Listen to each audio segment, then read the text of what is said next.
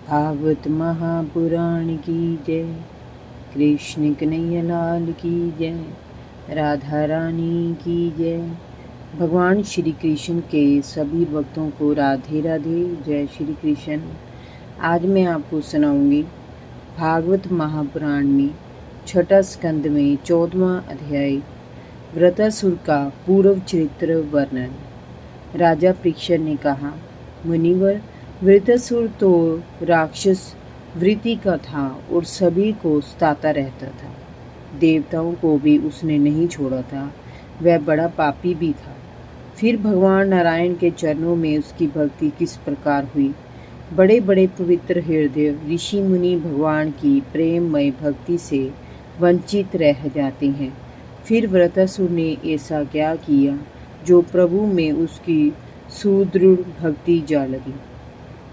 श्री सुखदेव जी ने कहा, राजन, ये वृतांत मैंने पूज्य पिता श्री व्यास जी के मुख से सुना था। उसे मैं तुम्हें सुनाता हूँ। ध्यान पूर्वक सुनना। प्राचीन काल की बात है कि शूरसेन देश में चक्रवर्ती सम्राट महाराज चित्रकेतु राज्य करते थे। उनके राज्य में प्रजा अति प्रसन्न रहती थी। सर्वत्र सुख समृद्धि छाई हुई थी। राजा की 1 करोड़ रानियां थीं और वे संतान उत्पन्न करने में पूरी तरह समर्थ थे। परंतु महाराज चित्रकेतु संतान विहीन थे। इससे वे बड़े चिंतित रहते थे। कोई भी ऐश्वर्य उन्हें सुखी नहीं कर पाता था। एक दिन महर्षि अंगिरा स्वच्छंद रूप से विचरण करते हुए राजा के पास पहुँचे तो राजा ने उनका यथोचित आदर सत्कार किया और उन्हें उच्च आसन बैठने के लिए दिया। चित्रकेतु भी शांत भाव से उनके पास बैठ गए। राजा के विनय भाव को देखकर महर्षि अंगिरा को बहुत प्रसन्नता हुई, परंतु राजा के चेहरे पर उन्हें चिंता की रेखाएं भी दृष्टिगोचर हुई। अंगिरा ऋषि ने राजा से कहा, राजन, तुम सब प्रकार से कुशल से तो हो। गुरु, मंत्री, राष्ट्र, दुर्ग, कोष, सेना और मित्र के कारण तुम्हें कोई असुविधा तो नहीं है, क्योंकि एक राजा की कुशलता इन 7 प्रकृतियों के कारण रह पाती हैं और ये भी राजा की कुशलता में समृद्धि प्राप्त कर पाती हैं। क्या तुम्हारी रानियां, प्रजा, सलाहकार, सेवक, व्यापारी, मंत्री, नागरिक, सेना अधिकारी और पुत्र तुम्हारी आज्ञा में रहते हैं? राजन, वास्तविकता तो ये है कि जिसका मन अपने वश में होता है उसके वश में भी ये सभी रहते हैं। परंतु मैं देख रहा हूँ कि तुम्हारे चेहरे पर संतुष्टि के भाव नहीं है। तुम मुझे चिंतित दिखाई पड़ रहे हो। तुम्हारे इस असंतोष का कारण क्या है? सम्राट चित्रकेतु ने कहा, भगवान, जिन योगियों के सारे पाप उनकी तपस्या, ज्ञान, धारणा, ध्यान और समाधि से नष्ट हो जाते हैं, उनके लिए दूसरों के मन की बात को जान लेना क्या कठिन है। फिर भी आपने पूछा है तो मैं आपको बताता हूँ। मुझे संसार के प्राय सभी भौतिक सुख प्राप्त हैं, परंतु संतान ना होने के कारण ये सारा ऐश्वर्य मेरे लिए व्यर्थ है। मैं सोच रहा हूँ कि संतान ना होने की दशा में मैं अपने पितरों का पिंडदान कैसे करवा पाऊंगा। अब आप ही संतान प्राप्ति का कोई उपाय मुझे बताइए और मेरी चिंता को दूर कीजिए। परीक्षित, जब राजा चित्रकेतु ने इस प्रकार ऋषि अंगिरा से कहा तो उन्होंने एक चरु निर्मित करके यज्ञ किया और उस चरु को राजा चित्रकेतु की सबसे बड़ी रानी कृतधूति को दे दिया और राजा से कहा, राजन, तुम्हारी पत्नी को एक पुत्र होगा जो तुम्हें हर्ष और शोक दोनों ही होगा। जो तुम्हें हर्ष और शोक दोनों ही देगा। ये कहकर ऋषि अंगिरा आशीर्वाद देकर चले गए। उस चरु रूपी प्रसाद के खाने से रानी कृतधूति को गर्भ ठहर गया। वह गर्भ धीरे धीरे बढ़ने लगा। समय आने पर कृतधूति ने एक पुत्र को जन्म दिया। पुत्र पाकर राजा चित्रकेतु बहुत प्रसन्न हुआ उन्होंने उचित समय पर अपने पुत्र का जातकर्म संस्कार कराया और ब्राह्मणों को खुले हाथों दान दक्षिणा देकर विदा किया। अपने पुत्र में राजा चित्रकेतु को दिनों दिन आसक्ति बढ़ने लगी। माता कृतधुति का भी मोह बहुत बढ़ गया था, परंतु दूसरी सौत रानियों को संतान प्राप्ति न होने के कारण ईर्ष्या होने लगी। राजा भी अब उनकी ओर अधिक ध्यान नहीं देता था। इस कारण भी वे चिढ़ने लगी थी। राजा की उपेक्षा उन्हें हार्दिक कष्ट पहुंचाती थी। वे आपस में मिलती तो बातें करती।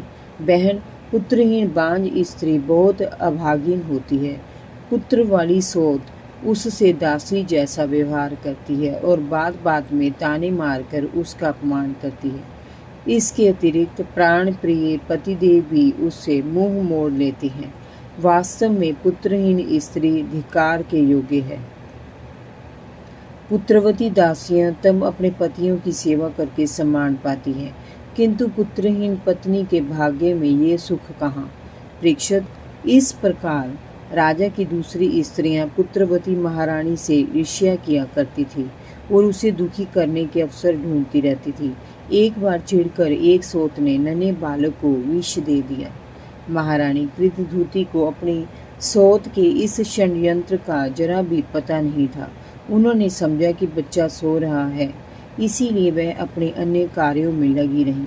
लेकिन बहुत देर तक भी बच्चे के रोने का स्वर सुनाई नहीं दिया और वह सोकर भी नहीं उठा तो महारानी को चिंता हुई। वह बालक के पास आई और उसे हिलाने डुलाने लगी, परंतु बालक तो मर चुका था। जीवन का कोई चिन्ह उसमें शेष नहीं था। महारानी उसकी ऐसी दशा देखकर दहाड़ मार मार कर रोने लगी और धरती पर बार बार अपना सिर पटकने लगी।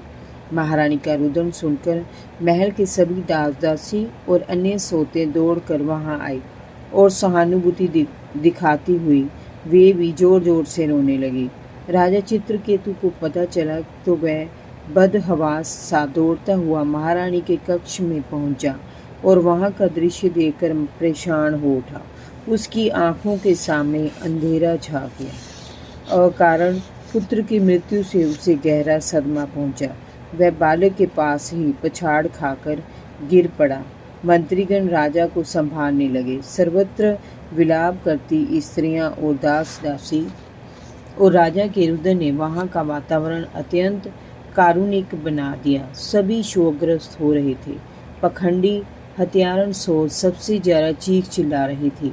वह कहने लगी, हाय रे विधाता, तूने ये क्या कर दिया।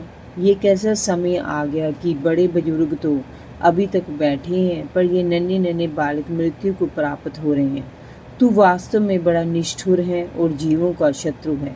तू अपनी सृष्टि वृद्धि के लिए ही मनुष्यों को स्नेह बंधन में बांधता है, परंतु इस प्रकार नन्हे नन्हे बच्चों को मारकर तू कौन से कर्मों का बदला ले रहा है। हे पुत्र, तेरे बिना तो हम अनाथ हो गई हैं।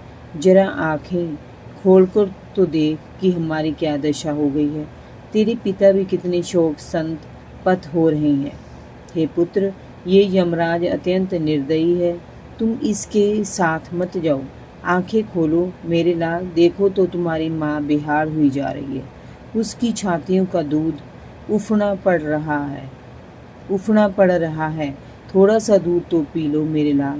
परीक्षित, इस प्रकार उसके विलाप को देखकर लोग उसे समझाते और सांत्वना देने लगे।